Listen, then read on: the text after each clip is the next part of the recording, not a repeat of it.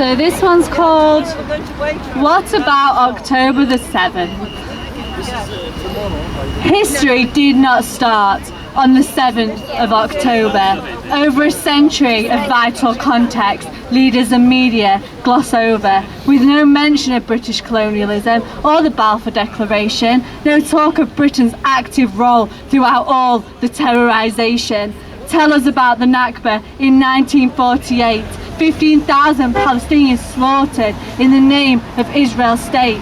The number of refugees reached 750,000 at this time. To this day, still refuse the right of return. This is an international war crime. BBC, what about 1967, the start of the ongoing occupation? Innocents held hostage in Gaza, subject to horrific dehumanisation. Tell us about the carpet bombing, also known as mowing the grass. Tell us how UK weapons surveil, shoot and blast. Tell us about the products we buy that bleed over our hands. Tell us this is not self-defense. Genocide was always planned. Now let me bring your attention to 2022. Here's a young child who's terrified. Tanks point at him as he walks to school. He throws a small stone in protest. The way he's then snatched is beyond cruel. If he's given a trial, for 20 years he'll be put away. But they chose not to try him. He's been held captive indefinitely. In last November's news, a prisoner this child was named. This language infers guilt, and those reporters should be ashamed. History did not begin October 7th, 23. And if Israel is the victim, can someone please explain to me why they paid $7 million for one advert on TV to air as they bombed a safe zone simultaneously? Those massacred in this genocide now exceeds 30,000 civilians. Over 40% of those murdered have been neonates, babies, children. War crimes after war crimes, hospitals, schools, journalists targeted. This is collective punishment. Innocent civilians are being martyred. Dearest Palestine, your babies are our babies too. Let us make it crystal clear, we stand firmly beside you. Our eyes remain wide open, the truth we hear and see, and we will not stop screaming until Palestine is free! Free! Free! Palestine! Free! Free! Palestine! Free! Free! Palestine! Free! Free! Palestine! From the river to the sea! Palestine will be free! From the river to the sea! Palestine will be free! Really important to know what we are standing here for. We're not only standing for Palestine, we're standing against racism, against supremacy. Anywhere in the world, but now in Palestine. There is a national security minister, remember, minister in the Israeli government called Ben-Gvir.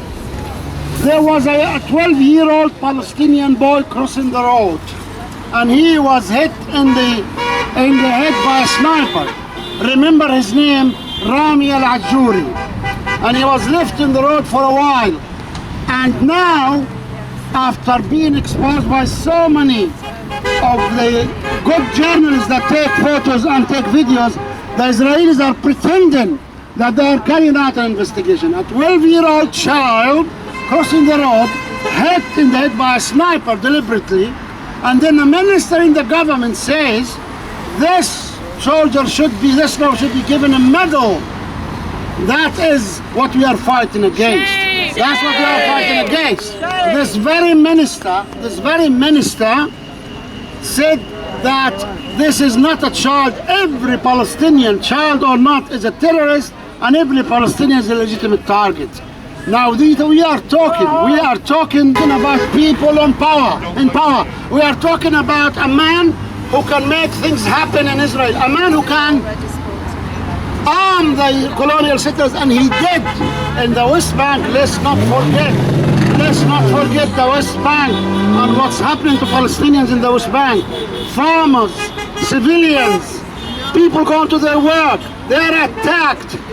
They are carrying out attacks every day on Palestinian farmers in villages in the West Bank, to the extent that many of them can't live in their house. This is what's happening, and the minister in charge is an open racist. So we are fighting against racism. So when Zayn or Aisha are chanting Israel is a terrorist and racist state, they are. No matter how much they accuse us of anti-Semitism, we stand here and we say they are racist, they are the real terrorists, and what's happening in Gaza and the West Bank is a clear evidence. An announcement about tomorrow.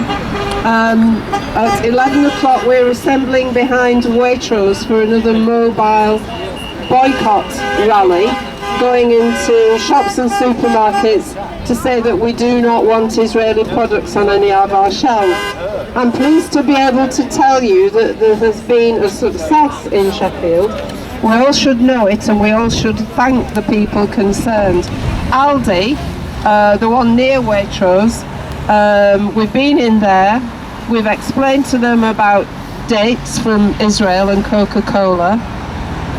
One of our members went in and had a good look at the dates, and on the packet it said that it was the product of somewhere, but when she looked closer at the box it said Mehedrin. Now Mehedrin is one of the primary packaging companies in Israel, so it was a lie. There was false labelling. Now this is the success. Yeah, but listen, this is the fantastic bit. The manageress took it upon herself to remove those dates from the shelves. She took them back to the warehouse, you know, the store's warehouse that is, and she told the staff there, these do not come back out onto our shop floor. So that's Aldi, and that's fantastic. So if you go into the Aldi near Waitrose, just say thanks very much to the manager. That was her decision, and she has passed that information up the management chain. So it does have an impact. There's really good people working in our shops, which we know anyway, and we've just got to persuade them to take that step. There's still Coca-Cola there, that's the next step, but what a great thing that woman has done. So join us at the back of Waitrose at 11, okay? Tomorrow evening there is a gig, I don't know if there's tickets left, Free Radicals. If you have not got a ticket, go on to the newsletter and sign yourself up. It should be absolutely fantastic. All the proceeds go to the Emergency Aid Fund, which goes straight to Gaza and which, believe it or not, is still operating. These amazing volunteers are still distributing aid that's come straight to them from Sheffield. Moshe set the links up and it's still working. It's amazing. And they send thanks back to us, but we just say to them, we thank you, don't thank us. What you're doing is amazing. And next Saturday there's going to be a big rally, and we want you to spread the word as far as you can to your friends in neighbouring towns. We're inviting all the neighbouring South Yorkshire towns to come along. It will begin up there at the amphitheatre, just behind the station, that great big grassy area. And we ask you to assemble there at 11:15. It's not tomorrow, it's Saturday week, so that is Saturday the 23rd of March. Caroline and her great organising team have got some fantastic plans for a big splash there, and then there will be a march through town up to City Hall, where we will have a rally with speakers. We're hoping to have speakers from neighbouring towns, and Steph has just agreed to do a poem for us as well. So that should be a great event. Please come. Anybody who's not on the newsletter, if you're not on the newsletter, come and see me and make sure you get onto it. Thank you.